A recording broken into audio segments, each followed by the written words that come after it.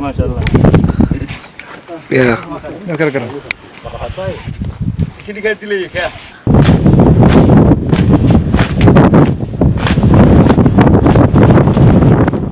dafadii saddexaad oo ka tirsan ciidanka jamhadda SAC ayaa tababar loogu soo xiray xeerada tababarka ee Dhuumoodle ee magaalada Buuhoodle munaasabad ciidankan tababarka loogu soo xiray waxaa ka qayb galay hoggaanka jamhadda SAC Cabdirashiid Xuseen Cali iyo saraakiil ka tirsan ciidamada jamhadda SAC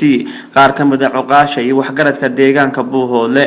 ciidamada ayaa halkan waxay ku soo bandhigeen dhoolatus military iyo tababarkii ay barteen dicfadan ayaa loogu magac daray halgamaagii weynaa ee Darawisheed Ismaaciil Mire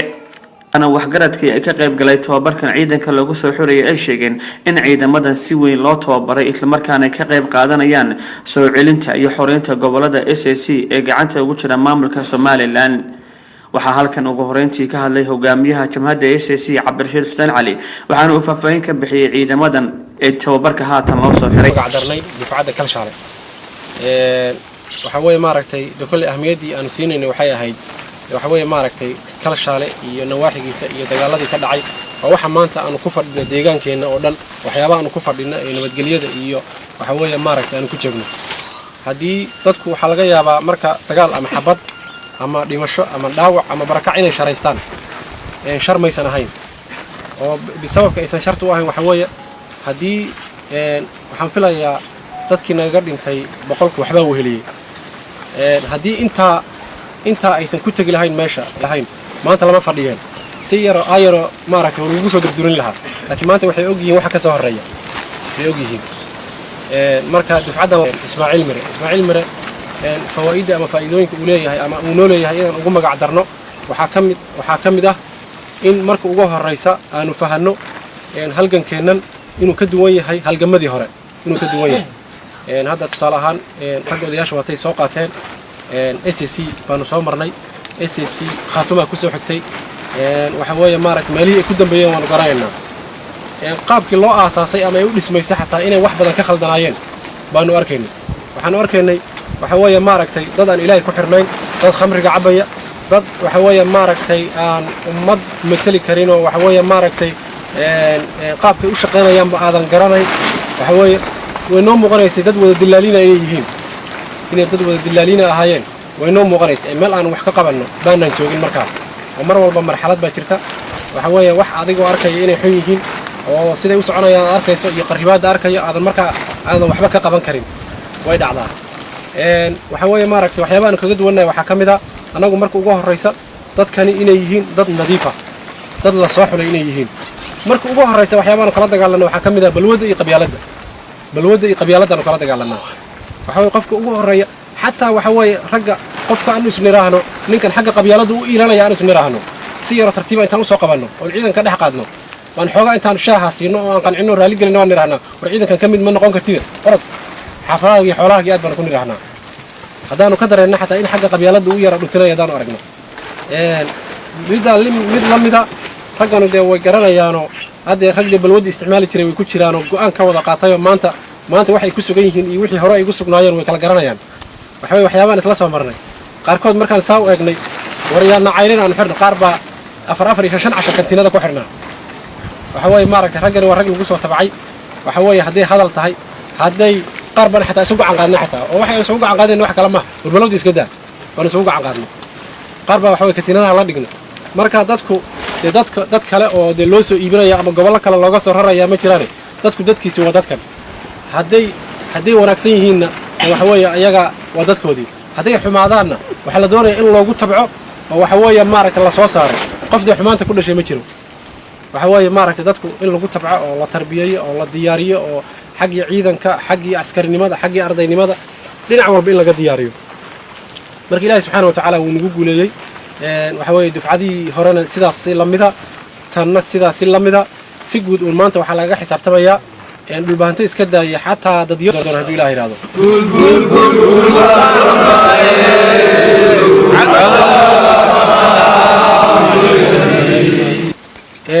mushkilaadka ugu waaweynna inaanu aragnay ay wax la qabsan waayeenna inay qabyaalo tahay baanu aragnay marka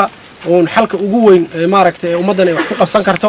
in lala dagaalamo qabyaalada muqaadaraadka sida khamriga qaadka tubaakada qurunka waxyaabaha fasaadka ummadan u horkacaya in lala dagaalamo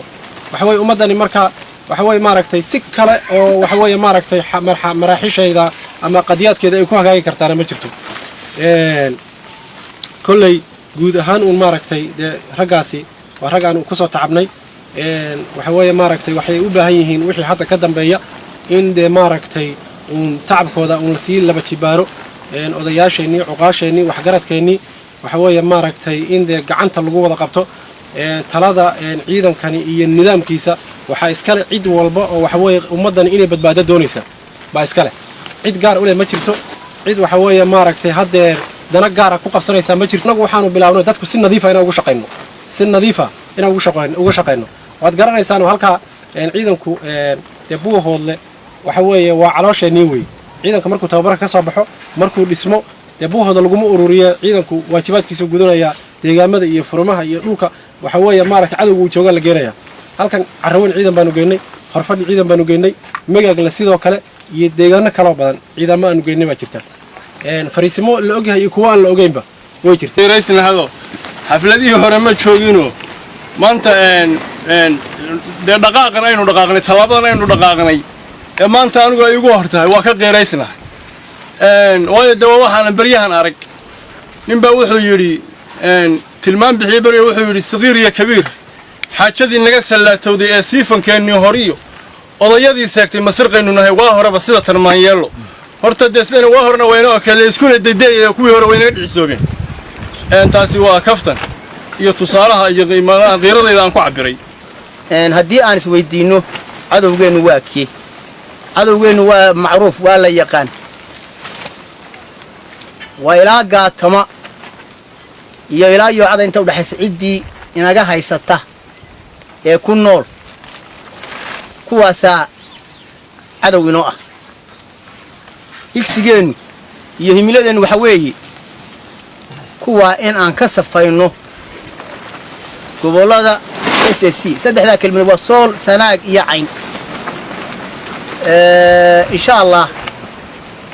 hadafkeenna iyo arrinkeenna ma aha mid duulaan oo cid duulaan ku ah ma aha mid gardarro waxa weeye in aan u adeegno dadkeenna in aan ka dulqaadno darxumada hadda haysata dadka galbeedkan inaga jira barigan inaga jira maamulladaasu ay ku kaliifeen iyo ciddii la magaranaysa ku hoos nool waxaa la doonayaa in aan si fiican oo haybad leh oo haybaddii dhulbaahante ee jiri jirtay ilaa taariikhdii Sayyid Maxamed Cabdullaahi Xasan intii ka dambeysay ama kuwa dee loogu magac daray halgamayaashaas waxa weeye taariikhdoodu wixii ay ku noolaan jireen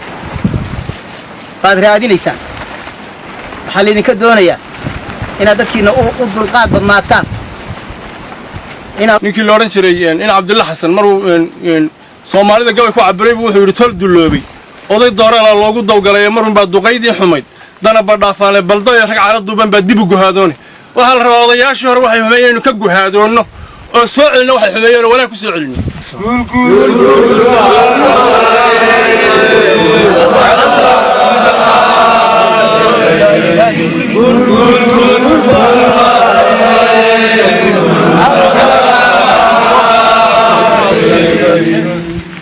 waxaan rabaa ciidanka maanta bilaaban ee SSC ee nugaal ka bilaaban ee sanaag ka bilaaban ee cayn ka bilaaban inuu noqdo kii isu bixin lahaa maamul goboleedka oo ka saari lahaa darayooyinka jamadaha kale ku haystaan markaan taa ka gudbo waynu gaadhaynaa haddaynu ku adkaysanno waynu gaadhaynaa taa aan ku adkaysanno inaynu nahay badbaadadii gobollada iyo shimbirkii gobollada iyo dadkii samati bixin lahaa annaga odayaasha iyo idinka ciidamada ahba sidaa aynu caloosha gelinno ku adkaysanno wadadeedii iyo geedigeedii ahaano laakiin waxaan idiin sheegayaa ciidan Soomaaliyeed baad tihiin ciidan qaran baad tihiin haddaad ciidan soomaaliyeed maqasho waa ciidan qaran markaad soomaali ka tagtaana ciidan waxaad tihiin ACC yaa tihiin oo ciidan Soomaaliya sanad iyo cayn u shaqeeyo ka tirsan baad tihiin oo Soomaaliya hoos tagaya wax ka soo kayma tiidin marka saddexaad ciidan buu hoolaati waxaa shaarkiinu isugu egyahay madaxiinu isugu egyahay tababarkiinu isugu egyahay aad macnihii ilinka uga soo wada baxdeen inaad mid kaliya noqotaan dhafoorka waxaa noo yeeray ciidan reer leeyahay meel degan ciidan reer lagu magacaabo meel degan ciidan beeleed qabiilaysan